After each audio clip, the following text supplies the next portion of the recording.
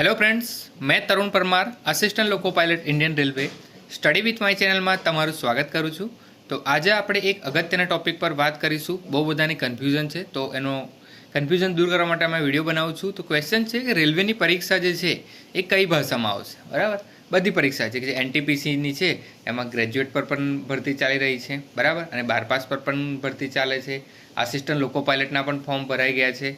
તો આ બધી જે પરીક્ષાઓ છે એ કઈ ભાષામાં આવશે એક અગત્યનો ટોપિક છે. તો આપણે વાત કરીશું હમણાં જે ચાલી રહી છે એનટીપીસી અને એનટીપીસીની જે ભરતી ગ્રેજ્યુએટ અને અંડર ગ્રેજ્યુએટ પર તો જેને ફોર્મ ના ભર્યા હોય તો એ લોકો ધ્યાન રાખજો કે ફોર્મ ભરતી વખતે જ એક્ઝામ લેંગ્વેજ જે સિલેક્ટ કરવાનો આપણને ઓપ્શન આપવામાં આવે છે. તો એની જે મેઇન પીડીએફ જે છે એમાં પેજ નંબર 27 પર તમે જોઈ શકો છો કે ચોઇસ ઓફ એક્ઝામ લેંગ્વેજ. બરાબર, તો તમે કોઈ પણ ભાષા સિલેક્ટ નહીં કરો તો ઇંગ્લિશમાં તમારું પેપર આવશે. English is the default language. બરાબર, ઇંગ્લિશમાં પેપર આવશે.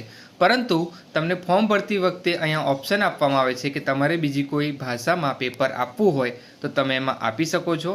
અને એ જે ભાષાઓ જે છે એનું લિસ્ટ તમે અહીંયા જોઈ શકો છો કે એ તમારે બરાબર લિસ્ટમાંથી સિલેક્ટ કરવાનું છે. અને એ જે લેંગ્વેજ છે એ છે આસામી, બંગાળી ને ગુજરાતી. બરાબર, આપણે ગુજરાતી છીએ તો અહીંયા આપણે મોટાભાગના વિદ્યાર્થી ગુજરાતી સિલેક્ટ કરશે.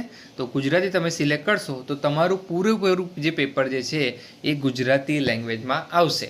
અને જો કોઈ ક્વેશ્ચનમાં બરાબર જો કોઈ ગુજરાતી ક્વેશ્ચનમાં તમને ના ખબર પડે તો તમે એ ક્વેશ્ચનને પાછો અંગ્રેજીમાં પણ એક્ઝામમાં બરાબર ઓપ્શન ત્યાં આવશે સાઈડમાં. તો તમે એને ગુજરાતીમાં ખબર ના પડે તો ઇંગ્લિશમાં પણ જોઈ શકો છો. બરાબર, તો ઇંગ્લિશ અને ગુજરાતી બેમાં તમારી એક્ઝામ આવશે, પણ તમારે શું કરવું પડશે? ગુજરાતી અહીંયા સિલેક્ટ કરવું પડશે. કોઈ વિદ્યાર્થી હિન્દી મીડિયમમાંથી હોય અને ગુજરાતી ના ફાવતું હોય અને હિન્દી ફાવતું હોય તો એ હિન્દી પણ સિલેક્ટ કરી શકે છે. તો એની લેંગ્વેજ થઈ જશે હિન્દી અને અંગ્રેજી. બરાબર, તો ગુજરાતી આપણે સિલેક્ટ કરીશું. ફોર્મ ભરતી વખતે ધ્યાન રાખીશું, ફોર્મ ભરતી વખતે જ આ ઓપ્શન મળશે, પરંતુ પછી એક્ઝામમાં ડાયરેક્ટ આવો ઓપ્શન નહીં મળે. એટલે ફોર્મ ભરતી વખતે ધ્યાન રાખજો, ઇંગ્લિશની જોડે જોડે ગુજરાતી પણ સિલેક્ટ કરી દેજો. હવે તમે ફોર્મ ભરશો ને તો તમારા ફોર્મમાં નીચે આ રીતના આવશે કે ચોઇસ ઓફ એક્ઝામ લેંગ્વેજ. બરાબર, તો ઇંગ્લિશ એ તમારી ડિફોલ્ટ લેંગ્વેજ રહેશે અને તમને અહીંયા એક જ લેંગ્વેજ સિલેક્ટ કરવાનો ઓપ્શન મળશે. જો અહીંયા તમે જોઈ શકો છો ગુજરાતી. બરાબર, તો અહીંયા ગુજરાતી તમે ફોર્મ ભર્યું હશે તો તમારા ફોર્મમાં પણ આ રીતના જોવા મળશે.